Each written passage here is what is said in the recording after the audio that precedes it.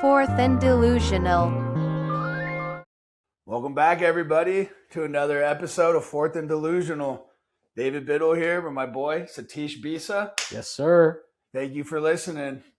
So we are in the thick of the off-season right now. Mm-hmm. There's not a lot to talk about. So we're going to start with the regional sports story. The Bend Elks just lost 31-0. Yeah, is there no mercy rule? I don't know how that's even possible. I saw one of my followers tagged me in that post, and I was like, what is this? Because they were literally like, at Bro T, you got to mention this in the next pod. I look at it, and I thought that this was like a fake post. Like, I was like, that's not real. 31-0. Like, we couldn't get one. Yeah, come on. Actually, though. Like, there's no mercy rule? Who the fuck was the pitcher? I don't even know, bro. He must have been throwing like overhand, like underhand lobs. Yeah, they're pretty insane. And then we had like a monsoon today in Central Oregon. I think that's God getting back at the Elks and washing out their stadium. Yeah, Zeus was not happy. Yeah, you don't deserve to play here. I'm gonna fuck up your dirt. I've never even like lost that badly in like Little League. Yeah, and like that's to even see over 25 runs is insane. Like I feel like every so often in the MLB you might see like 15 to 20, like every so often, like once in a blue moon. But 30 is insane, and to win by 30 is even crazier. The only person I could think of that could pull that off would be Pablo Sanchez. Dude, I 100% agree. Go. They must have Pablo slugging. Yeah. It's insane. Low key, they're playing the backyard team. Damn straight. Yeah. Do you see Anthony Edwards? I think this clip's a little old, but Anthony Edwards was talking about his NFL comp. He was saying that his comp is George Pickens. Yeah, you know what? That's pretty accurate. I feel like I can't just the same like demeanor and swag they have to them, and like the fire they play with. Like you don't want to be fucking with either of those guys, and I feel like that's a pretty good comp. Like I'm trying to think of like who else could be his NFL comp. I also feel like he's retired, but maybe like Gronk. Honestly, like just like such a fun guy to watch and like plays with such fire. Yeah, I don't know. What do you think? Well, so I looked it up, and he's 6'4", 225, and Edwards. Okay. And George Pickens was 6'3", 200 pounds. So he's a little smaller than Ant, which is super surprising. Yeah. You forget how big NBA guys are until you compare them to other athletes. Yeah. But going off his size, I thought about it. And I think I got to say Cam Chancellor. Yeah. Yeah. No, that's a good one. Honestly. Because Cam Chancellor was like 6'3", 220, 230. And also kind of the same thing with like the fire in which they play with. Like that's a really solid. Like you don't wanna go 1-on-1 against Cam Chancellor running a route over the middle of the field, but you also want to go 1-on-1 and ISO against Ant. It's kind of the same level of fear, I would imagine. And Ant's a savage like that. I feel like he would be a hitter. Yeah. If he played, I could see him being. I could also see him being more. I don't know. He's just too tall to really play much else other than. I guess he's almost tight end size. That's pretty crazy. He's like probably as big as George Kittle. Yeah, that's kind of why I feel like Gronk a little bit too. Just like the aura. Yeah, pretty much. Like it's insane. Like they're both like such one-on-one players in their respective sports and during the times in which they played, and just the absolute dominance that they both have. But also at the same time, not being necessarily the best player in the league, but up there. You know? Would you rather have to tackle or would you rather get tackled by prime Cam Chancellor or prime Brian Dawkins? Cam Chancellor.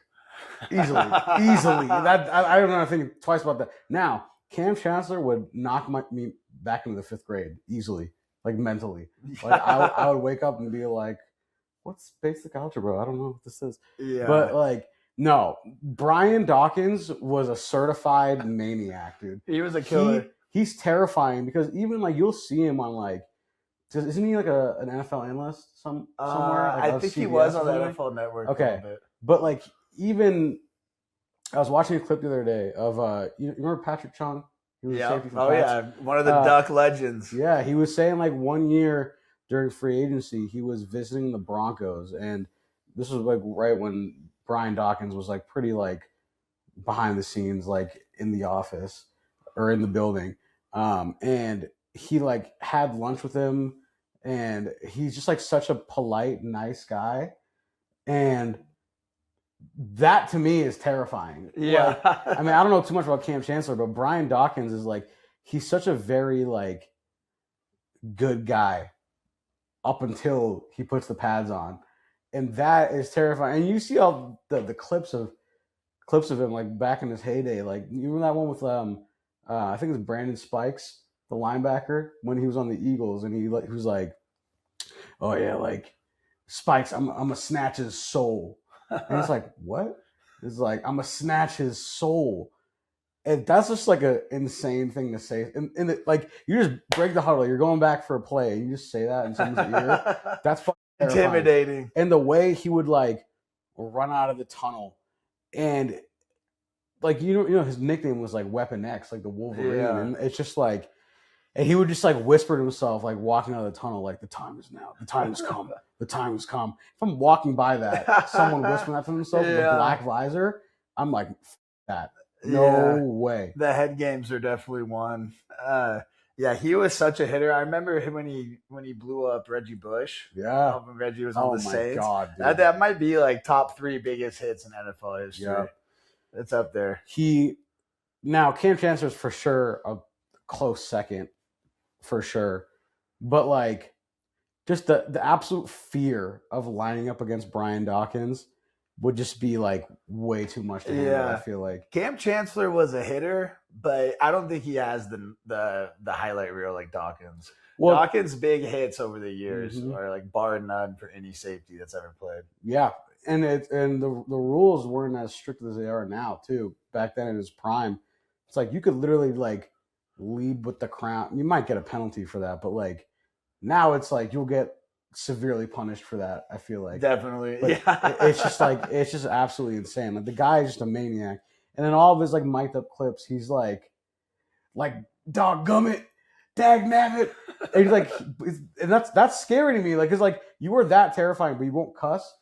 Yeah, he's got a couple. He's got some real self control. Yeah, imagine if he loses it. I think he's got like a couple loose screws in his head because he doesn't know where the line is drawn in terms of like how to like play out there. It's just like he's scary.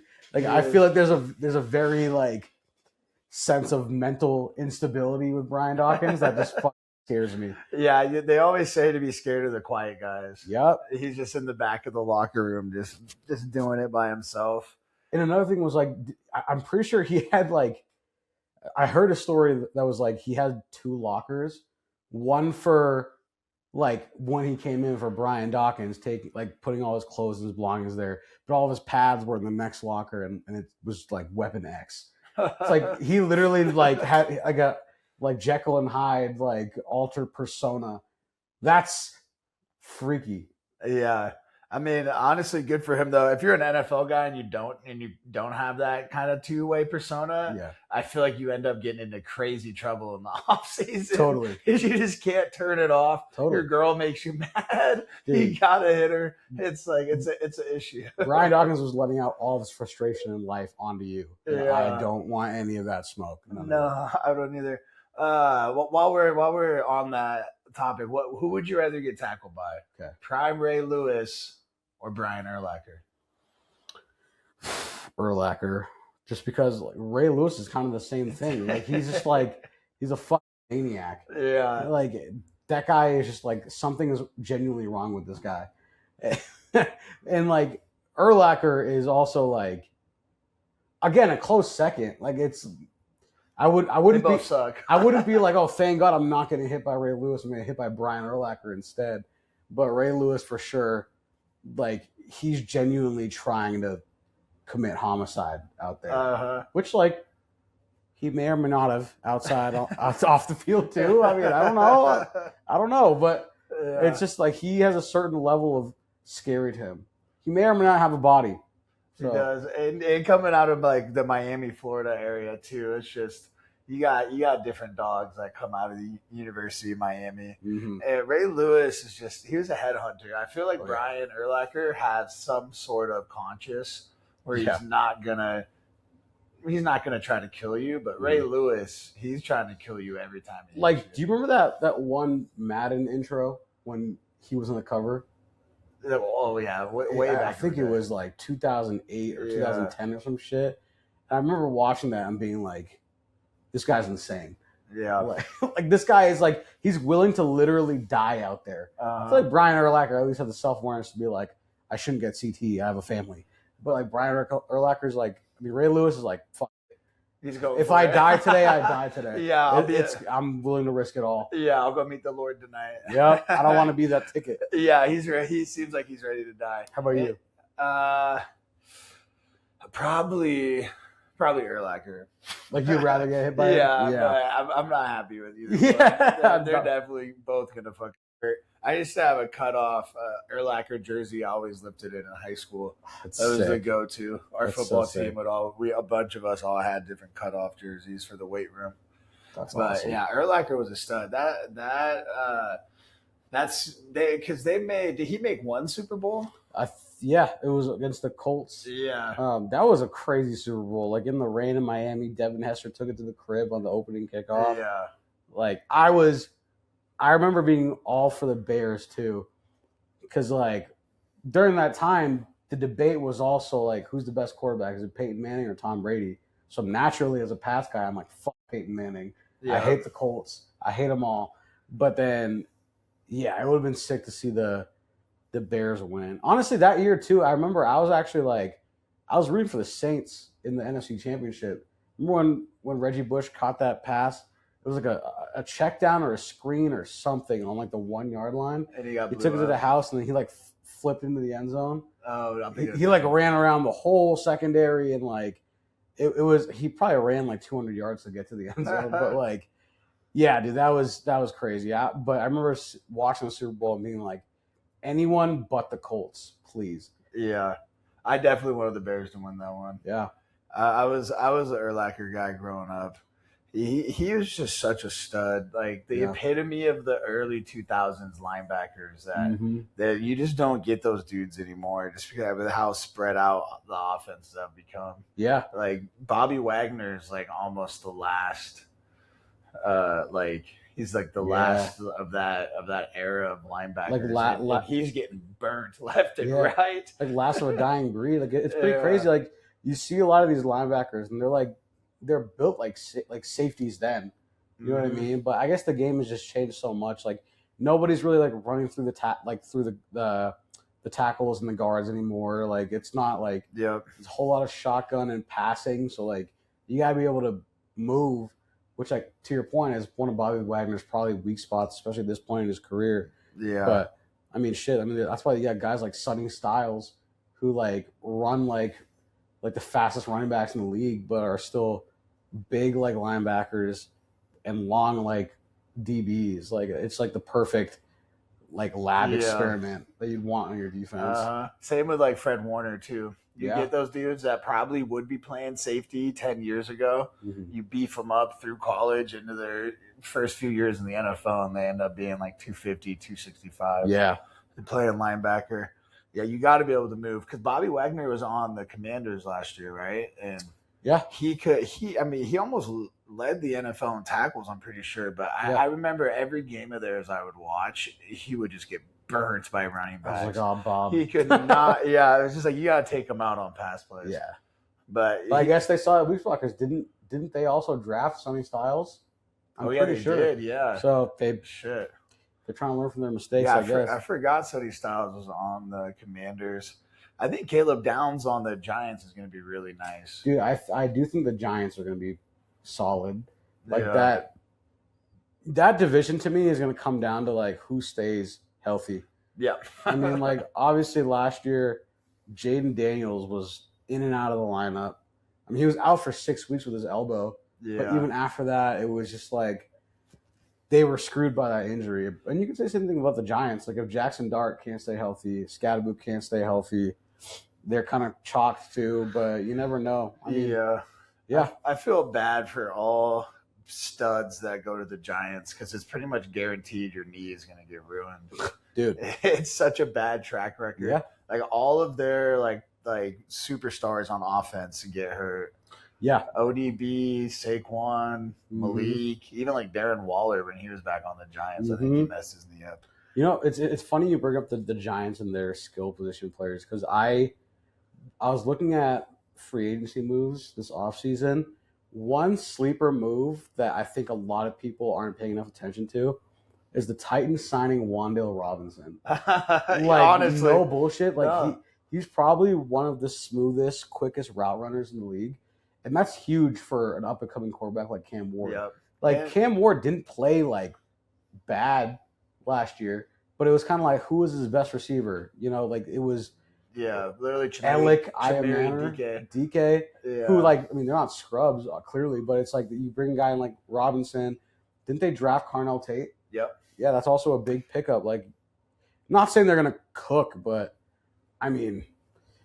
The thing with Wan'Dale too is that he was in New York the last couple of years with Daboll, and Daboll's in Tennessee. Yep. So he that was one of his like core signings. Was like I need Wan'Dale out here, and I mean, dude, Wan'Dale's been getting almost 100 targets a year on the Giants. Yeah. So there's a good chance that he ends up with like 80 to 100 targets this year. And interestingly enough, talking about the coaching staff, isn't Robert Saleh their head coach now? Yep. Dare I say they might take a leap this year, like we saw with the Bears last year. I can see it. Just because, like, also when you think about it, also like the Titans started off like 1-6, I think, with Brian Callahan, fired him.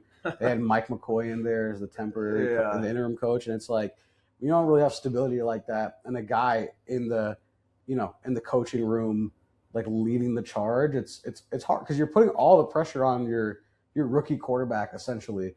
So if Cam Ward can stay healthy, they made some additions on that defense. Like they could. Who's in that division again? They're the NFC South or AFC South, right? Jags, Titans, or are they in the North? I don't think they're. I think they're NFC, right?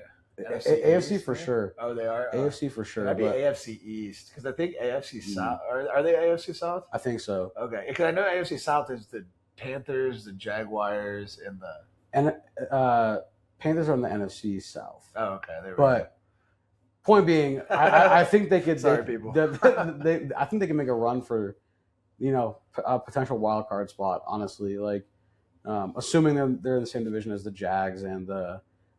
I think so too, man. Texans. I honestly love Cam Ward. I think he's a total dog. And with Daboll just calling the offense, there's a really good shot that Cam Ward puts it together this year. Yeah. He's kind of a QB whisperer. And the other thing, too, I'm pretty hyped on the Titans. I'm high as fuck on Carnell Tate for fantasy football. Really? Yeah, I think he's going to be really good. I mean, he's going a couple rounds later than he's going in like the 5-6 turn right now. And any other top 5 wide receiver the last few years was going at like the start of the second round almost. Yeah. So I think just right there, it's a great opportunity. But on top of that, people are concerned because Cam Ward isn't that nice, didn't play that good last year. But Daboll will feed the fuck out of his rookie wide receivers. Like Malik Neighbors had 160 targets the other year. Yeah. And I could see Carnell Tate easily ending up with over 120 targets. Mm-hmm. I think Cam Ward does remind me a lot of rookie Caleb Williams, where they were like flashes, but also like the coaching staff with Eberflus it wasn't stable at all. And Daboll, like you said, like he's so ride or die for his quarterbacks. Like there was many times I thought he was gonna like cry for Jackson Dart last year. Yeah. So like he's definitely in good hands and in a way better situation than he was a year ago. I mean, he did pretty much cry when Jackson Dart won that game. Who were they playing? Like the Eagles or somebody?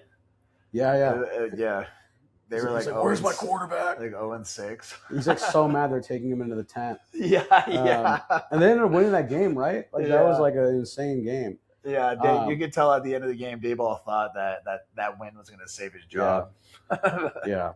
Speaking of all these teams, though, like I can't help but think that we're at that point in the season where we're looking at all these teams, and there's so many teams that are so great on paper and projected to do so well, and so many teams that people are sleeping on completely. I mean, we saw it last year with the Ravens. Like they started off like 1-5, missed the playoffs, and and then a team like the Bears taking a big jump, a team like the Commanders kind of falling off a little bit. Like they went to the NFC Championship the year before. Are there any teams that you think are going to make that leap, and teams that you think are going to kind of fall off a bit? Honestly, my two sleepers are the Jaguars and the Saints. I think they both got a shot to really put it together. With the Saints, especially with Tyler Shuck, if Chris Olave can stay healthy, now that they got Jordan Tyson, Juwan Johnson, Oregon legend at tight end, he's a stud too. I mean, they got Travis Etienne and Alvin Kamara coming off. So I mean, if they can keep Kamara healthy and just use him as like a 30-40% player and mostly in the passing game, I think their offense could really click. Totally. And they're going to be one of the, they're always under Kellen Moore, they're going to be one of the highest pace, most plays per game in the NFL. So they got a shot. And then the Jaguars too. I'm a Liam Cohen guy. I think Liam Cohen, he started off kind of rough with the Duval, but I think Cohen, it was the double eyebrow raise with it. Duval. But I think Liam Cohen's actually a great offensive coordinator. Yeah. I think he's the next real star coordinator in the NFL. Because you got Ben Johnson, you got Shanahan, who's I think is overhyped for the Niners. You got Kubiak. But outside of them, I think Liam Cohen's about to be the next guy. Yeah. But you got Sean McVay too. Right. Sean McVay's he's a hell of a play caller. The Jags are an interesting situation because I'm very mixed about them because to me they've always been they've been in the driver's seat in that division, and it's always been theirs to take and theirs to lose, especially since Trevor Lawrence has been at the helm. And towards the end of the last year, they made it when they signed Greg Newsome. I couldn't believe it, or I think they traded for him or something. But when they got Greg Newsome from the Browns, that was a huge pickup. I was like, "What's the O lineman, right? Corner. Corner. Oh, okay." But he's a really good DB, and having with him and Travis Hunter on the outside, that's pretty solid. They're only going to get better. But I think that losing Etienne is a bit of that sucks for them, honestly. Granted, I'm pretty sure he would be kind of in and out of the lineup, but when he was on, he was on. But also Trevor Lawrence, he shows so much promise, but then also he's so hit or miss. And I think if he can hone it in and maybe, establish a better relationship with Liam Cohen, because remember that clip where he just he shrugs at him or he shakes his head at him from the sideline. He's just dude.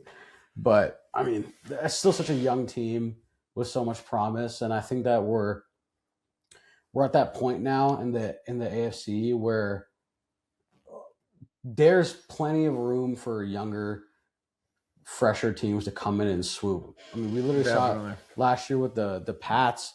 Every year, it's kind of is it going to be the Ravens? Is it going to be the Bills? But neither of them have shown that they can make it all the way. And the Chiefs are going to be back with Mahomes. They got Ken Walker. Yeah, I wouldn't be surprised. You can never count them out. No, I would not be surprised if they made a Super Bowl run. Yeah. It's definitely in the cards. On the Jags real quick. I like Bashaw Tutin a lot. I think he's going to replace Travis Etienne's role really well. He's so explosive and so very shifty. Yep. And he ran a 4.28 coming out of college, which is just elite for his size. Because he's 220 or something. Kind of a bowling ball. Yeah. And he's under, I think he's 5'9" or 5'10". So he's definitely a little unit. But Bashaw Tutin's cool. I mean, some of his plays last year, he would shimmy and get out the hole, but then he would trip over his feet and kind of stumble and not be able to actually break away. So I think for Tutin, he's almost too fast and athletic. As a rookie, he was getting over his skis a little bit. That's how I always felt about Demario Douglas on the Pats. Yeah, this guy Like he's so explosive, but whenever he gets in the open field, he trips on his ankles. And he just falls. I'm like, dude, like, can we like lock in, man? Old Pop Douglas. Pop Douglas. Is he bro. still on the Pats? He is. He is. I'm interested to see what happens in that wide receiver room because there's so much competition, and I think it's just going to be purely like role based. Like you have so many guys that fit different shoes. It's not necessarily like, oh, who's the best route runner? We're going to keep them. Because, I mean, you got AJ, you got Booty, you got Dobbs. Mac Hollins is one of the best run blocking receivers in the league in the red zone. And he can get you over the top too. But like for those smaller, shifty receivers, I mean, the Edelman 2.0, Efton Chisholm, he's showing promise. He was balling during preseason last year. I thought everyone was talking about him like he was about to be like a wide receiver 1 on the year. Yeah. So I mean, you never know. I truly have no idea. Maybe someone gets traded. Mm-hmm. I'm interested to see how they use Booty and Dobbs. You know, I was just about to say, like, I feel like maybe Booty gets traded. You never know because like see it. A team like the Ravens could use him. Yeah, and there's like I would hate to see him go because he's still so young and still like has such a big role and he's made so many big plays. Mm-hmm. Like he it's not like he's had like 100 catches and like like well over 1,000 yards receiving, but like man, he's come in clutch so many times. But then again, like you got who else was there? Like there was no AJ Brown, there was no Romeo Dobbs. But just a nature part of the business, I guess, so I guess we'll see. Yeah. Who was your guys' first round draft pick this year? Caleb Lomu. Offensive tackle from Utah. Lomu was nice. Yeah. Lomu was nice. That's about to be huge. I mean, between adding AJ Brown and getting an a first team quality tackle that's going to grow. I mean, he's not going to be first team this year, but in like 3 to 4 years from now, Caleb Lomu could be totally top 5 tackles in the NFL. I'm interested to see what happens with Will Campbell. Like, does he get moved to guard? He's got to. He's just not quick enough. The arms are too short too. Yeah, that was his whole issue coming out of college. Mm-hmm.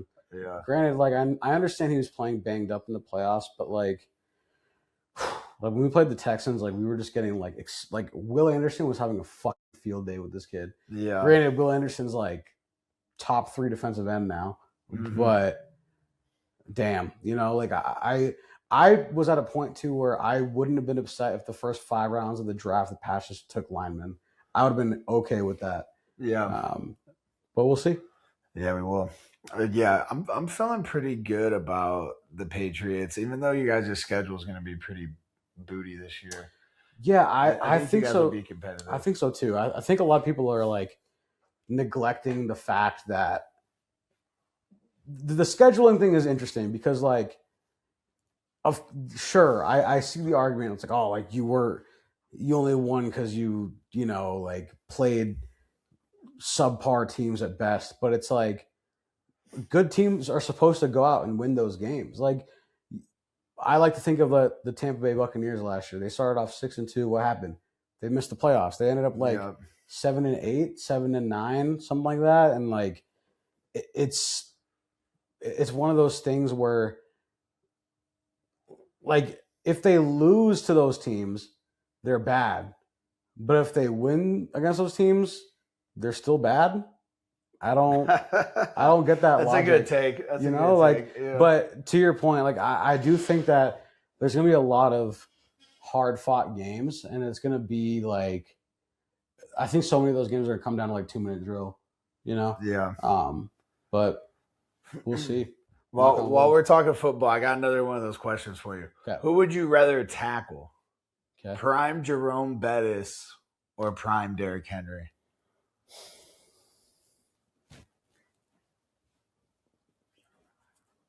Derrick Henry. I think I'm taking Derrick Henry. I think I'm taking Derrick Henry. My rationale on that is that the bus is going to truck you, and that's going to hurt a lot worse than getting stiff armed. See, with Derrick Henry, I'm purely going for the strip. Yeah. Everybody knows Derrick Henry cannot hold on to the rock if his life depended on it. You're just jumping on it. Even if he trucks me and I just poke my hand in there and he fumbles, at least I can say I made Derrick Henry fumble. Jerome Bettis, it's cooked. I'm getting ran over by a train. You're getting flattened. 100%. Yeah, flattened. But Yeah. that's a good question. Jerome is one of my favorite backs of all time. Mm. I love the bus. I think he's so forgotten and underrated. Yeah. People don't give him his flowers like they should. If Yeah. you watch any of his old highlights, like he could move. Yeah. He had juice. Mm-hmm.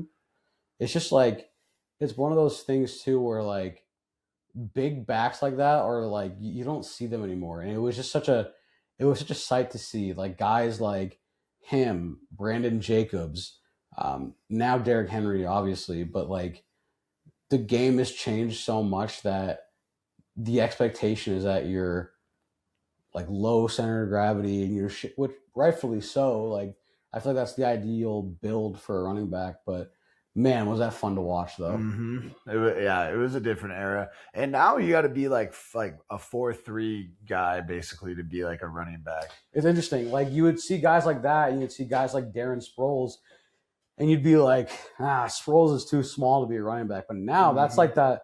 That's like who you would want. Yeah. I think every offense would love to have a Darren Sproles. Yeah, honestly, Mike McDaniel's kind of changed the game when he started giving Achane all those looks. Yeah, I mean, like it had already been shifting, but I feel like at that because Achane's like one of the smallest running backs to ever get that much usage, and I feel like these last couple of years since then, the running backs are just getting smaller and faster. Yeah, more better in space. You saw CJ2K has the ALS. That shit's sad. That shit's super sad. Should we do the ice bucket challenge in his honor? Probably should, honestly. I'm down. Probably should. Yeah, hug your loved ones, people, and tell them you love them because life can come at you fast. It's like it's insane because like I think that kind of made me like feel old. Like obviously, I don't want to make it about me. Like that's tragic. Praying for him and his family and loved ones, but like I swear it was just yesterday he ran for 2,000 yards. Yeah, like it was like 2-3 years ago, and you look back and you're like, Jesus Christ, the time has it been that long since he's been in the league? Yeah, jeez. Yeah, I was just watching a replay of it was him and Maurice Jones-Drew going at it. Like I think like 08 or 06. Yeah, and they put up like almost 500 yards rushing combined between the two of them. Wow. They each had like 3 or 4 touchdowns. Jeez. It was insane. Yeah, life comes at you fast. It's definitely sad. Wishing all the best for the Johnson family. I loved playing with his son on the college football game last year. Really? He was on SMU. Wait, who's his son? Chris Johnson Jr.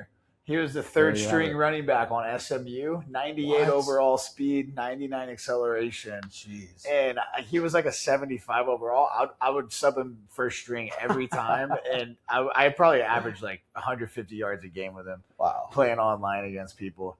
Yeah, because they got Kevin Jennings at QB who is super fast. And like running the option with Chris Johnson Jr. and Kevin Jennings was just, I loved it last year. Now he's on Clemson though. Haven't played with Clemson yet. Kevin Jennings? No. Chris Johnson Jr. Damn. Yeah, I hope he does good because he's got the speed. Yeah. He's definitely got the speed, and he's got some size to him, too. I think he's a little bigger than his dad. Wow. That would be a sight to see. For sure. Man. The Johnsons, man. Yeah. Prayers up. Wait, so the Pac-12 is back. Really? Yeah. The Pac-12 is back. They got the conference back together. Are you serious? Yeah, they got I'm not sure all the teams, but there's 12 teams again. And they're back like the Undertaker, rising from the dead. You can't kill these dudes. I love the Pac-12. I got a soft spot in my heart for the Pac-12. They're doing something that no other conference has done. They're doing a flex schedule. So only the first half of the season is booked right now. Okay. And so they're going to leave the second half of the season. They're going to schedule it week by week, depending on what matchups are going to be the most beneficial for people to make the playoffs. That's smart. I love that. It's pretty dope. I really do love that, especially given like, the current state of the college football playoff where you just got guys around a fucking table deciding like, oh, like let's pick them. And it's like, you don't want to leave it up to chance like that. You want to like compete for that, you Yeah. know, and not leave any doubt. So that's smart. Yeah. That'd be cool to see like more, you know, more conferences do that. I think that's a brilliant idea. Yeah, super interesting. I don't know with TV deals if how that plays out for a lot of conferences. I'm not sure if the PAC is able to do it because they don't have like a really big TV package right now or something. I know Boise State's in it. Okay. And That's Washington State and Oregon State were the ones that never left. There's the Pac-2 for a little while. The Pac-2. Yeah, the whole it sucks because the whole Pac-12 dissolved because USC wanted more like broadcasting money on the TV deal. Like the Pac-12 like leadership signed a dog shit TV deal. As if USC didn't already have so much money. That school is a private institution, and it's also like, last I checked, the most expensive university in the country to go to. Like more than like Harvard. That's MIT. surprising. I would have thought it was like Harvard or Stanford or Yale, right? Or one of those. Yeah, it's fucking USC, wow. And it's just because they're like a private school. I'm sure all the celebrity kids want to go there Literally. too from LA. I feel like every time you hear of like a famous like nepo baby or someone going to college, it's always USC. Fun fact: in Bollywood, the most famous actor of all time, his son goes to USC or went to USC. I don't know. Confirmed. But that doesn't like that confirms the theory. Yeah. Well, I know Will Ferrell's son goes there right now. Magnus. Yeah, Will Ferrell's out like DJing sets at the frat party. That's actually pretty lit. That's probably one of the only USC things I've seen in the last couple of years. Speaking of Will Ferrell, have you seen this new show, The Hawk, on Netflix? I've seen commercials for it. Dude, we literally binged the first like 4 or 5 episodes last night. It's so good. Is it good? Yeah. Him and that's Jimmy Tatro plays his son. Nice. It's so funny. It's great. I'm like, every time Will Ferrell's dropped something in the last like 5 years, I always watch it right away. And I've been pretty disappointed. Like he hasn't had like a real hitter in a while. He had that one movie, and Tatro was in it. I think it's called like The Wedding Invite or something. That was a hog ass movie. It was so bad. But I mean, hey, you never know. I guess we'll see. Yeah, you never know. USC back in the day was elite though. Like growing up watching Pac-12 After Dark. Yeah. Those were some of the most fun days. I'm bummed because the end of the year, the last game of the season, it's 2 days before Thanksgiving. I'm normally out on the coast for Thanksgiving, but the Huskies are playing at Autzen. And that's an old Pac-12 rivalry. Yes, that's some true beef. Even I know that. Yeah, and there's a good chance because it's so late in the year, it's going to be at nighttime. That'd be awesome. I know. I'm like, I want to get out there for a little Pac-12 After Dark action. I mean, like, I always loved those Bonix Penix matchups. Yeah, that year, they're both their final year before the draft was like every game was a shootout. I mean, insane how late they would start on the East Coast. Like they were like sometimes those games would start at like 10 o'clock at night. Yep. Like they're going off at 1 a.m. in New York. Yeah. Did you see that the Kings waived DeRozan? They did? Yeah. Wow. He's a free agent. He would go back to Toronto. Drake would hate that. Drake would? Yeah. Oh, yeah. He hates DeRozan. But, yeah, DeRozan burned him by crip walking on the stage with Kendrick. Bro. Him and Russ, right? They're both up there. Yeah. Yeah. Just see where he goes. How funny would it be if Pat Riley even said there's another plane we got to land? He's just talking about DeRozan. Bro. Speaking of Pat Riley, though, did you hear about all the shit with the YouTube leak? Yes. Holy dude! They fired the YouTube. Yep. I saw. Do you follow Ben Houselog on Instagram? Ben House Sports. I literally saw in his stories like they got bro, and it was like a LinkedIn post for like YouTube director of strategy, and I was like, I mean, rightfully so. Like that definitely was supposed to be unlisted. That might have been the greatest like fumble of all time. And like, especially if it fucks up him going there. Yes. Imagine now LeBron's like, fuck Miami, I don't want to go. You ruined my spotlight. Yeah. Holy shit. Yeah. And I can see LeBron doing that. LeBron's a surprise guy. He's like, you ruined the element of surprise. Yeah, I'm not doing this anymore. Yeah, I mean, who could forget the decision? Yeah. You can't I mean- pre-roll out the decision like that. Rich Paul going on Max Kellerman with the whiteboard. That Mm. was I was like I Yeah. thought that was about to go down. That might still go down in meme history. That Dude. shit was hilarious. He's got LeBron in the middle. He's like at him everywhere. But honestly, though, the Heat could use DeRozan, especially if he gets on a veteran minimum and they can get him teamed up with Giannis and LeBron. That fills out their starting five. Actually, insanely nice. Yeah. DeRozan's one of the most clutch players in the NBA. Like he doesn't really get his flowers for how good of a scorer. Just because he's on the been. Kings. Yeah, Or was on and the Kings. he's kind of a midi guy too. Like he's got a little bit more of that early 2000s play style to him. Like he's not sniping a lot of threes or hitting these flashy step backs. And I feel like that type of game just doesn't get appreciated as much as it used to, just because the highlights aren't there. Mm-hmm. But DeRozan, I mean, he's a bucket, dude, and he's so clutch. Yeah, he's so clutch. Yeah, if he ends up on the Heat, I think they're instant. If him and LeBron end up on the Heat together, I think they're instantly like favorites to finish top three. You know, they might do a Uno reverse in the trend that we've seen in the NBA, where it's like, oh, we're just gonna jack up threes, and whoever has a hotter night wins the game. No, we're shooting in the paint. Yeah, because then, that's mathematically, if you're making significantly more twos than the other team's making threes, you can still win the game that way. It doesn't have to be a 3-point shootout. It's much more consistent night after night too. Mm-hmm. I mean, that's how the Bucks won the NBA title with Giannis. Yep. That dude just took over and just took everything to the paint. And you got him and Bam. Like it's actually pretty. They're gonna be like they're gonna be like the inverse Splash Brothers. Yeah, literally. I'm trying to think of what the inverse Splash Brothers would be. It's like they're the Dry Mouth Brothers. The Dry Mouth Brothers.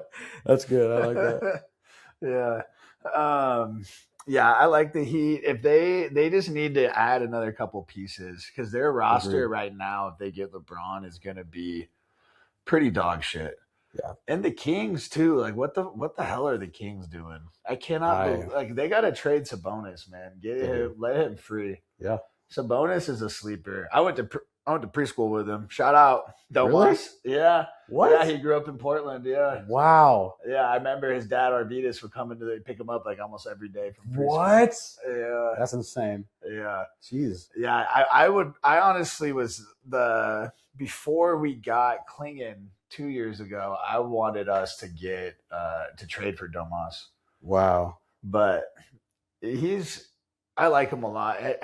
For some reason, he just doesn't play like playoff winning basketball. I think he's just a little too small to be a true five. Yeah. He's like, it's kind of like AD without the defense a little bit. But he somehow like racks up boards. He gets like hella boards. Yeah, and he gets a lot. Which is obviously like in the playoffs would be huge. Like there's so many teams that could use that.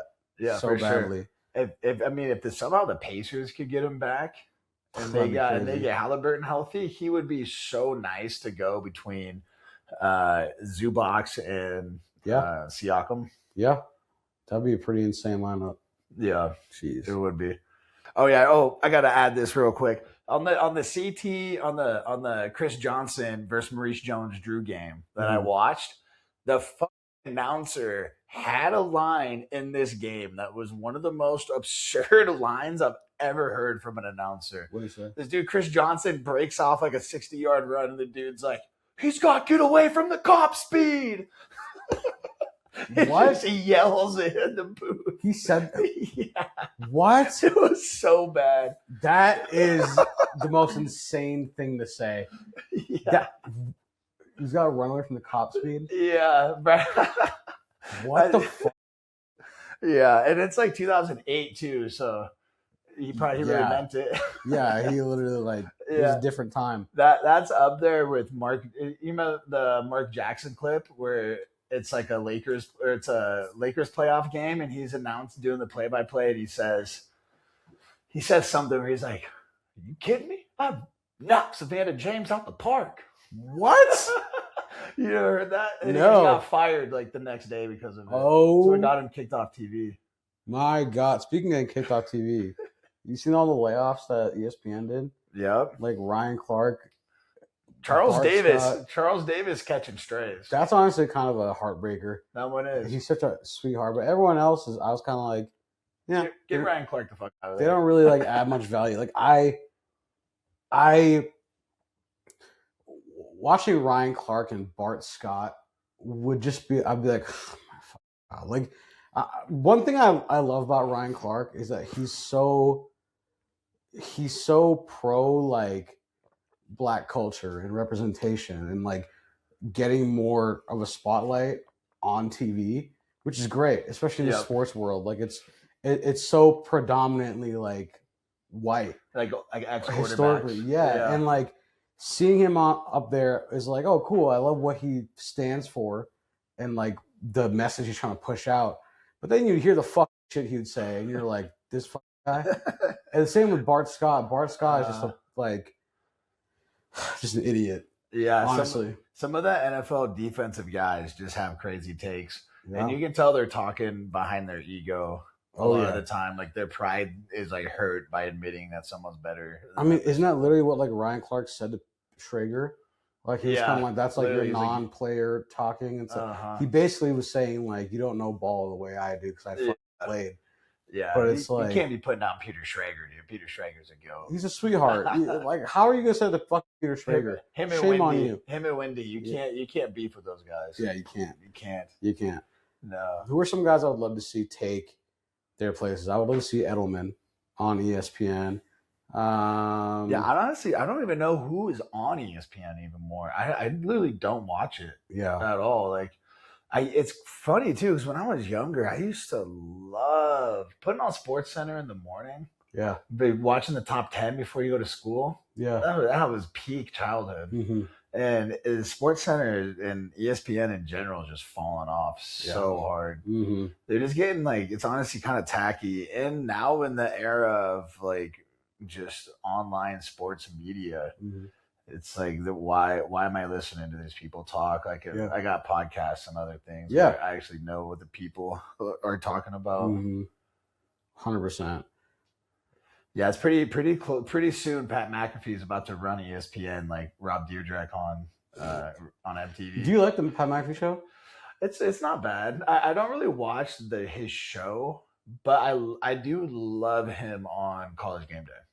Yes, that I agree. He brings a certain level of energy to it, and it's just like he's like started but there's a whole culture around college football that like people love that they associate to like Pat McAfee and Kirk Herbstreit. Yeah, he definitely brought it into the modern era.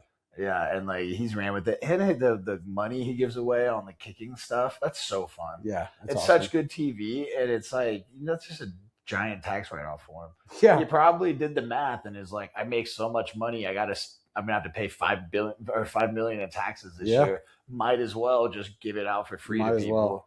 Like that. I mean, that's philanthropy 101. But yeah, it's dope. I love waking up and watching College Game Day in the morning on Saturdays.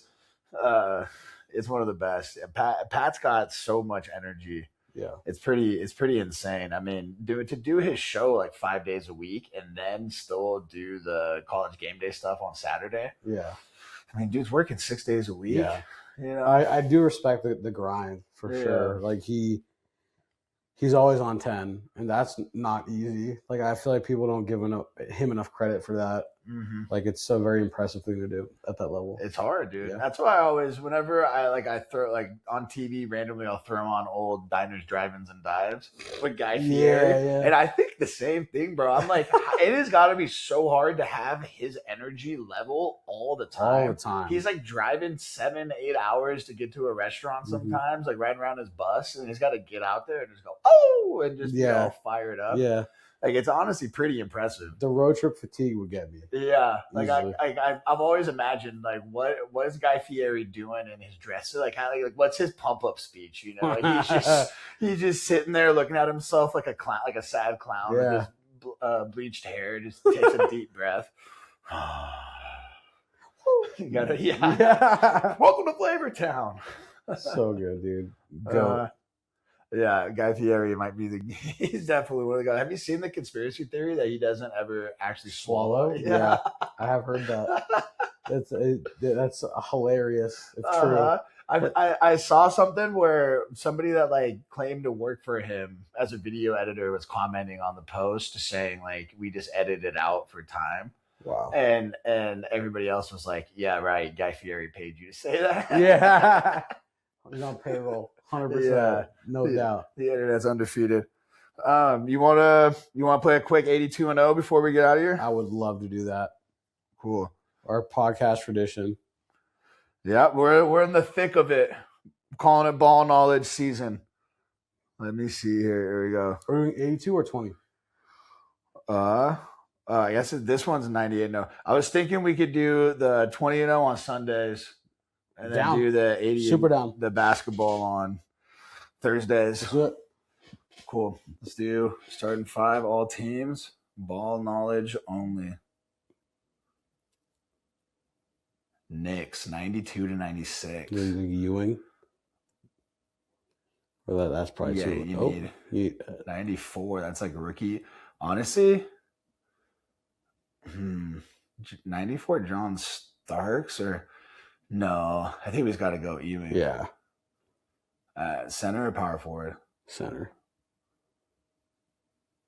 Spurs 06 to 2010.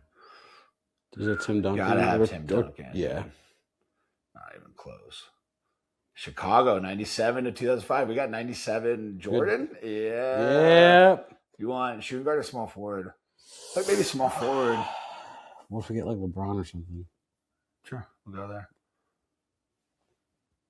Toronto 2021 to 2025. I think we got, isn't Kawhi on there or no? I think we just missed him. Oh no. Shit. Kelly Olynyk. I mean, Scotty Barnes, honestly. Oh, but he's... What, RJ Barrett? Oh, he's a small forward. RJ Barrett. No, they're all small forward. Yeah. I think 2024 Scotty Barnes, right? He averaged like a triple-double. Let's do it. He's a fantasy hog. Dallas, 2021 give us Kyrie 25. or Luka. We got to take Luka, right? Yeah. All right. Come on. 4-0 in the... Oh! Come on, dog. Let's go. Ball knowledge, absolutely elite. Let's go. Thank you for watching. We appreciate it.